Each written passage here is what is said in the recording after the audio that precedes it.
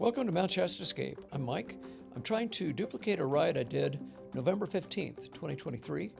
This is January 30th, and as you can tell from these maps that I've put up here, I'm not going to make it all the way, but I get surprisingly far before I get snowed out. For about the first half of this video, unfortunately, the audio that I tried to record didn't come through. I guess I'm a little technology challenged at times. But at any rate, for this early part, I'll probably do a few voiceovers in places, and I'll have a little music playing. After we get to the drone flying stop that I make, then for some reason the sound came back in, and I will try to puzzle this out and keep this from happening too often in the future. Okay, at the moment I'm riding along North Shore Drive, and this is usually the better part of the road, but there are huge potholes that have developed in this stretch of road, and it's nice to be on a dual sport. I drove my car out here with my dogs and Joline, and we took a walk, but with the car I had to go really slow hitting these potholes. Not so much on a motorcycle. And to our left, I'm going past a Subaru that managed to drive off the road, and they are stuck there. I assume they've got somebody coming to help them at some point, but how does that happen?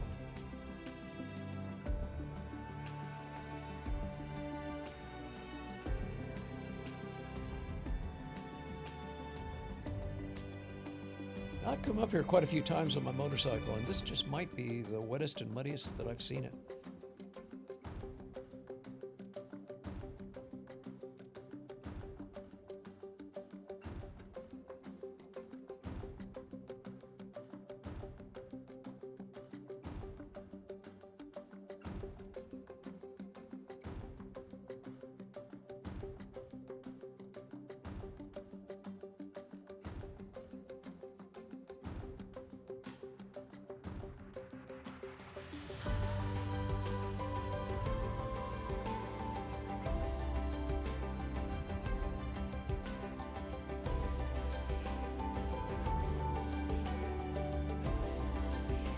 I'm standing the way I should as I ride the motorcycle through this section, and I do some of the way up here, but there's several places up here where I just start getting tired. My wrist, my arms, my shoulders and everything. I just haven't done this in a while, and I started getting fatigued, so I had to sit down. But I mean, that was all still good.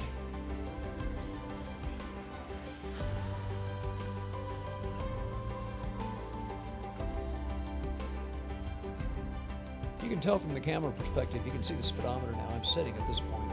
Like I say, I just started getting hammered a little bit and needed to take it a little easier.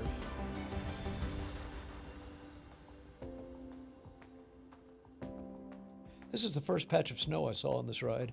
It didn't last very long, and I made it quite a bit further, but as you will see when I get further on here, I do wind up getting stopped by the snow.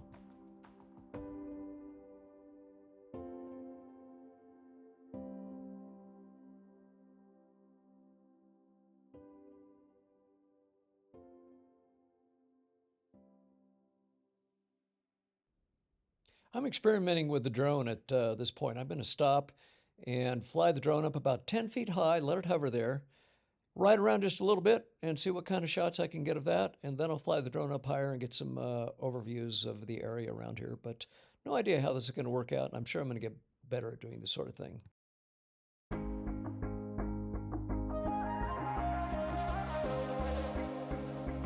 Lost track of the forest through the trees, forgot what I was chasing. Spent so many nights living out at sea that my heart is gone vacant. And everybody who was close to me all stayed on dry land. So now I'm driving back on Interstate West. I just gotta feel something. Not gonna wait till the morning, because something's gonna change my mind. I don't wanna change my mind.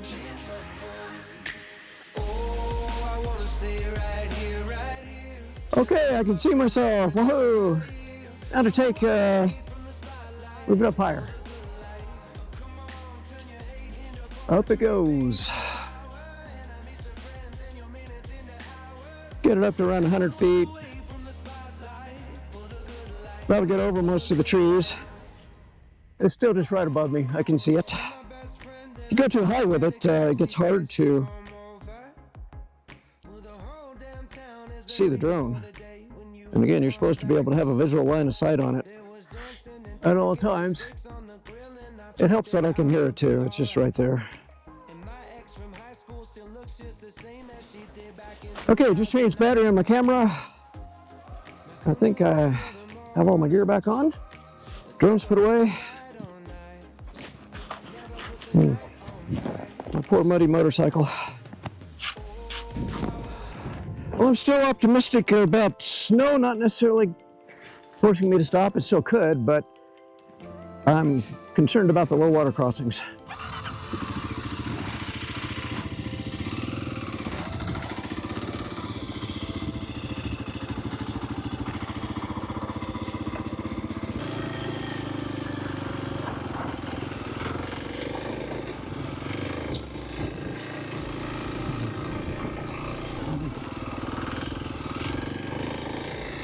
Well, I can safely say if somebody hadn't driven their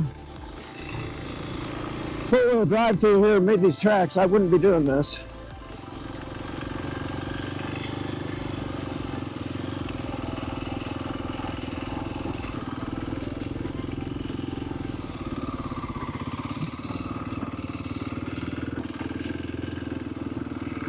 Well, I gotta admit, I'm sitting there and I got my feet down, kind of using them like pontoons there. Not the classiest style, but what the hey, it worked. I'll say this, whoever drove up here, they were determined. Obviously had a jacked up vehicle, probably a pickup truck of some kind, and big mud tires on it. And again, they made a path for me and it's warming. Oh, I finally managed to kill it. Bragging about how well it goes at low RPM, but I guess I should be using the clutch a little more. Wally, I'm looking at the snow up here.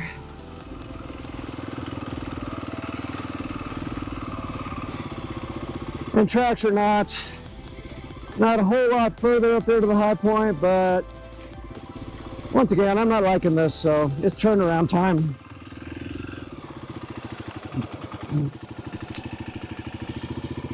And it looks to me like that pickup truck turned around just right up there too. I don't see his tracks continuing on past there.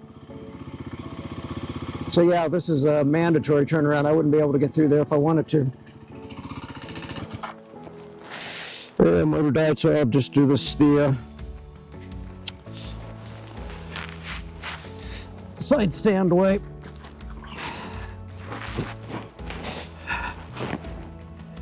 Go lean her way back on the side stand. Get both wheels off the ground, and you just pivot.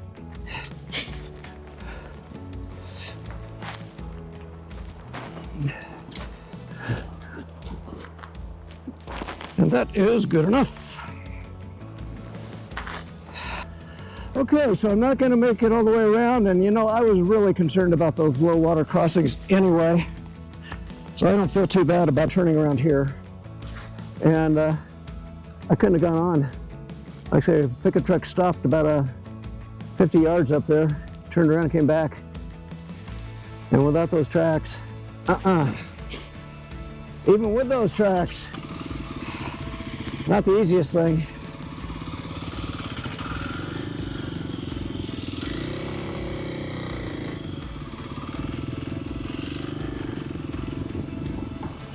Okay, back I go. Kind of a relief to say that that's all I'm going to do.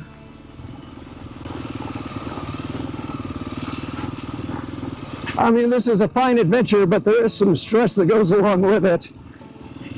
And you really don't want to get stranded out here. You just don't.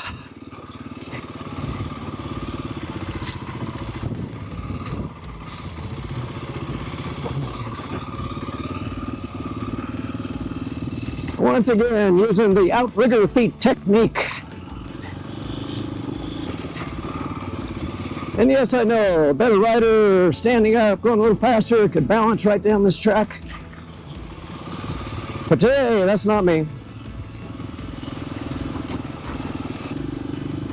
And tonight, a whole bunch of precipitation and the snow level is going to be lower than where I am here. So once again, this will be off limits for I don't know how long, a while. I'm editing this video one day after I did the ride, January 31st. And it was predicted, but we have a major atmospheric river going over us right now. And I did a little video here showing what it looks like outside my house right this moment. Good time to be indoors editing. Okay, I'm standing on my patio and looking out, and got a lot of rain at the rain gauge, and the rain is pounding down. And the wind has been blowing off and on. My chairs have all been knocked over, and I think they're just going to stay that way for now.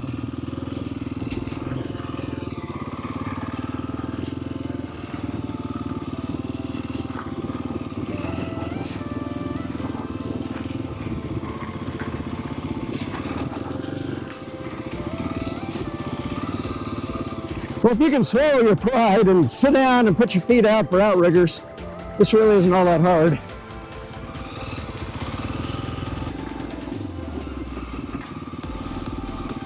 I don't know for sure if I'll do it, but if I do, it'll be at least a year away. But I may get one of the larger adventure bikes just because this Kawasaki, much as I like it, it's not very good trying to go down the highway. It's got enough power where you could cruise it at 65, but it's just buzzy and uncomfortable and doesn't handle very well. But if I get an adventure bike that weighs anywhere from 400 to a little over 500 pounds, and I don't know what kind I would get at this point, I wouldn't be taking up stuff like this. Trying to balance 500 pounds on this stuff is a whole lot harder than trying to balance 300 pounds.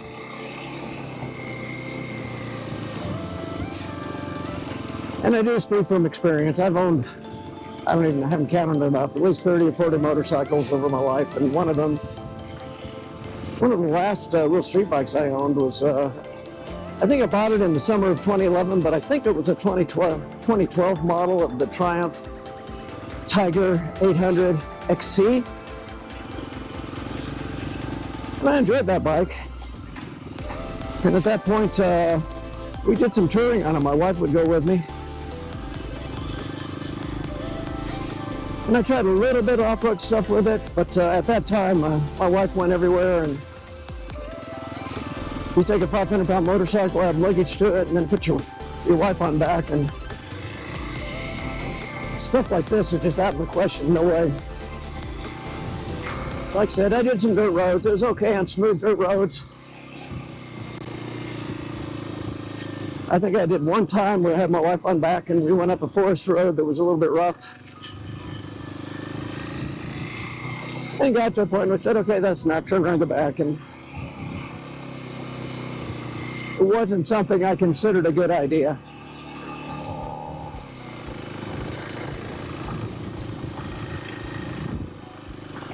On the other hand, we've gotten to a point where my wife doesn't go with me on motorcycle rides. I mean, you wouldn't do that on a dual sport like this anyway, but if I get a bigger bike, I mean, never say never, but I kind of doubt that she'd go with me. And riding one solo, I'm sure I could go up a lot rougher roads, but time will tell. Will I actually do that? I don't know.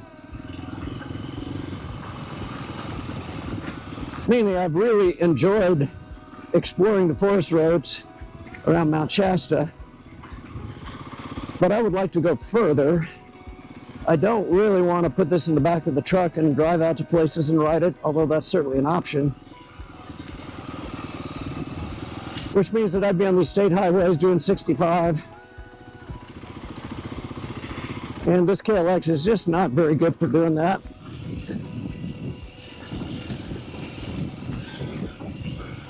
Okay, I had to stand up. I've been lazy sitting down most of it, but I'm not in snow anymore. I'm going downhill. And going downhill just naturally leans you forward a little bit better, so I'm not straining my arms and shoulders as much as I was before, so there's no good reason not to stand up. And got a much smoother ride and better control.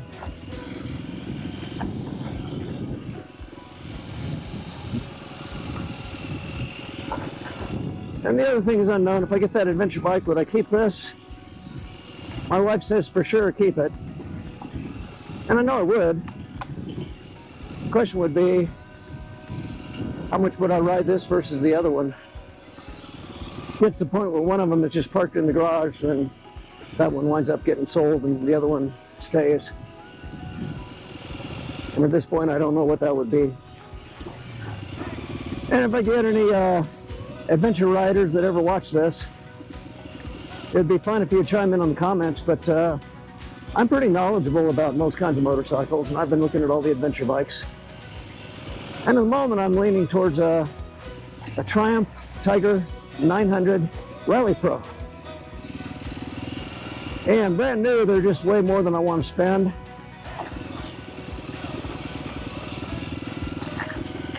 And I know I've seen a lot of reviews of the 2021s. I know the 2024s, they've made some improvements.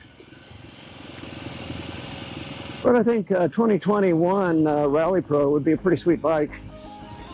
And another year from now, maybe the price will get to a point where I would seriously consider one. But for taking a little longer rides on highways, it would sure be nice to have cruise control.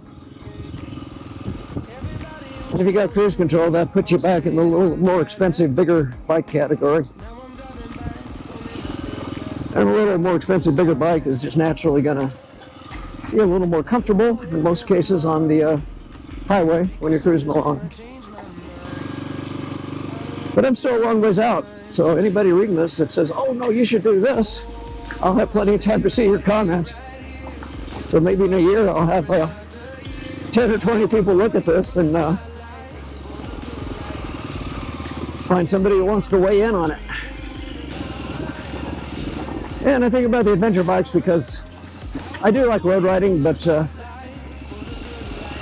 I like getting off the pavement some too. Maybe not this rough, but getting off pavement is fun. Anyway, I have as much fun thinking about things that I might do someday, but may never, as anybody has fun doing anything. I mean, it's...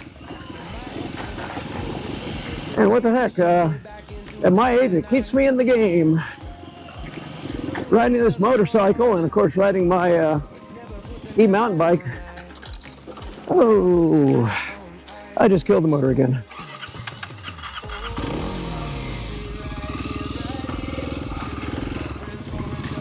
Yeah, I was bragging about not killing it, and I think I've done it twice on this ride, but again, I'm out of practice. And it's kind of wet, a little greasy, slippery.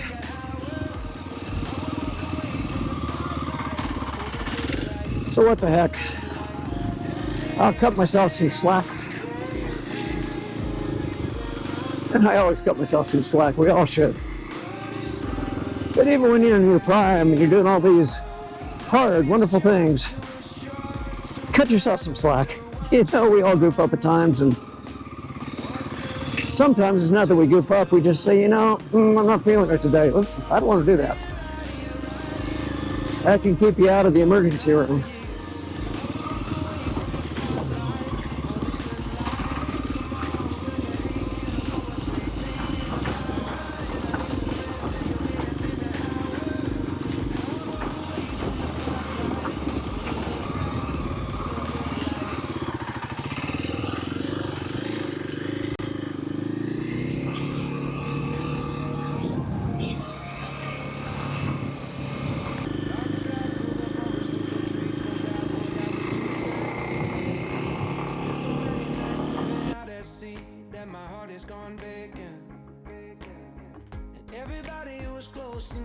I called it good and turned around, and that's where I had to quit. Okay. I was worried if I'd gone around anyway, because I was thinking those low water crossings on the WA bar side very well could have stopped me.